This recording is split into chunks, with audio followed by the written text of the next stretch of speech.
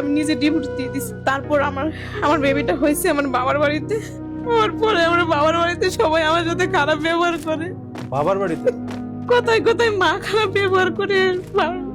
তোর অনেক টাকা ভেঙে বিয়ে দিছি, তোর এটা দিছি, তোর ওইটা দিছি, তুই শ্বশুরবাড়ি থেকে চলে আসছিস, এখন তুই তো আসছিস যাতে আবার একটা বাচ্চাও নিয়ে এসেছিস, দুইটাতে আমরা কিভাবে কি করব এগুলি নিয়ে। আপনার বাবার তো আর্থিক অবস্থা বেশ ভালোই। তারপর আমার সাথে এরকম শুরু করে। তারপর আমি সারাদিন বাবার বাড়িতে বাদির মতো কাজ করতাম, শুধু আমার বাচ্চারা দিক তাকাই। আমি সকাল বিকাল সব সময় সব কাজ করতাম যাতে আমার সবার মন যাতে ভালো লাগে। ভালো আপনার থাকে। কয় ভাই বোন ছিলেন? আমরা 3 ভাই বোন। আপনি কি বড় ছিলেন? আমার অনেক ইচ্ছে হইতো যে আমি বের হয়ে যাই, একটা মেয়ে মানুষ একটা ছোট বাচ্চা নিয়ে কোথায় যাব আমি। এই চিন্তা করে আমি থাকছি।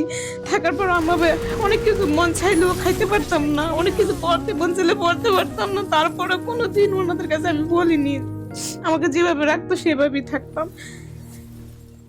তারপর যখন নাকি হঠাৎ করে 3 বছর হয়ে গেল, আমার বাবা হঠাৎ করে মারা গেছে। তো মারা যাওয়ার পরে হচ্ছে এই ফ্যামিলির জন্য, ভাইটা ছোট, আমার বোনটা মাত্র বিয়ে দিছি, আপনি বড় সন্তান। আমি কি করব। তারপরে ছোট বাচ্চাটাকে রেখে আমি জব করা শুরু করছি।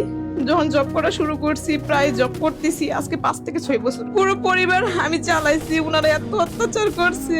তারপর আমাকে বলতো বিয়ে করার কথা, সবাই বলে তুই কি বিয়ে করবি না, তোর লাইফ কেমনে যাবে, বাড়িতে গেলে বলতো। আমি বলতাম যে না, আমি বিয়ে করলে আমার ছেলেটা কি কোথায় হবে। থেকে জব করেন? ঢাকাতে?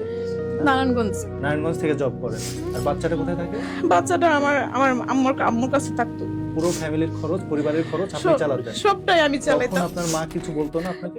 তখনও বলতো কথায় কথা শুধু বলতো, তোমার জন্য সব শেষ, তোমার তাহলে টাকা পয়সা ভাঙতে ভাঙতে আমাদের জীবনটাই শেষ, তোমাকে অনেক টাকাতে বিয়ে দিছে, আমি যে এত কিছু করতেছি তারপরও এটাই বলে শুধু।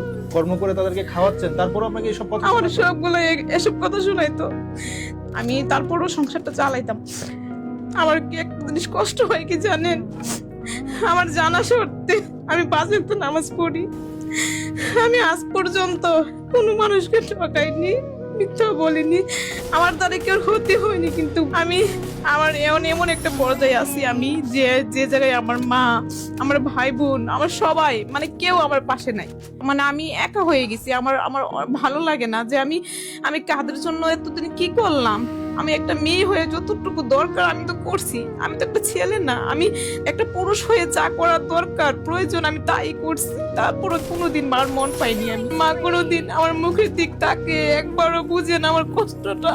আমার আমার তখন অনেক কষ্ট হয়, কারণ পৃথিবীতে অন্য কেউ বুঝুক আর না বুঝুক, একটা মা তো তোর সন্তানের মুখের দিক তাকিয়ে বুঝতে পারে, কিন্তু কখনো না। আমার সারাক্ষণ আমার শুধু মানসিক যন্ত্রণা, মানসিক চাপেই রাখে যে আমি তো একটা মানুষ, আমার যে কষ্ট হয় সেটা কখনো আমার মা বুঝে না, কোনোভাবেই ওনাকে বোঝাইতে পারি না। আমার মনে হয় আমি সবকিছু ছেড়ে আমি অনেক একা হয়ে যাই। আমার ভালো লাগে না, খাইতে ভালো লাগে না, কারোর সাথে কথা বলতে ভালো লাগে না। আমি যে একটা মানসিক রোগী হয়ে গেছি। আমার মন চাই সারাদিন আমি সারাদিন অন্ধকার একটা রুমে বসে থাকি, কেউ সাথে কথা না বলি, আমার কিচ্ছু ভালো লাগে না। কারণ আমি জীবনে ভাবতেও পারিনি যে আমার লাইফটা যে ঠিক এরকম হয়ে যাবে, আমি যে আমার নিজের মানুষগুলোর থেকেও এতটুকু আঘাত পাবো, আমি কোনোদিনও ভাবতে পারিনি।